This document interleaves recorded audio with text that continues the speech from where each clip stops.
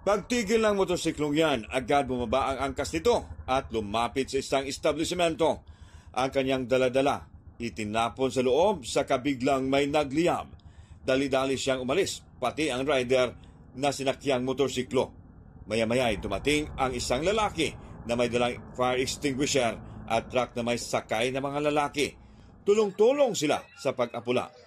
Ang sinunog palang establishmento tindahang nagbibinta ng gamit na damit, sapatos at iba pang kagamitan sa Barangay Lahog, Cebu City. Ayon sa BFP, nakikipag-ugnayan na sila sa pulisya para matukoy ang mga salarin. Kasong arson, kontinuyo nga pagsunog, no? Naman tayo nakita sa CCTV, gipursu pa ni sa ato ang mga kabumbiruhan, lakip na sa ato ang pulisan, kay di man ito makaro ang identity sa naghimo. Tumanggi namang magbigay ng pahayag ang may-ari ng tindahan.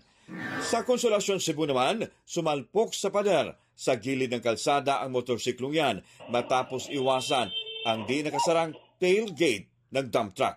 Natumba ang dalawang sakay ng motorsiklo na nagdamo ng minor injuries. Ayon sa barangay councilor sa lugar, inamin ng truck driver na hindi niya napansing bukas ang kanyang tailgate. Nagkaayos din daw ang dalawang panig.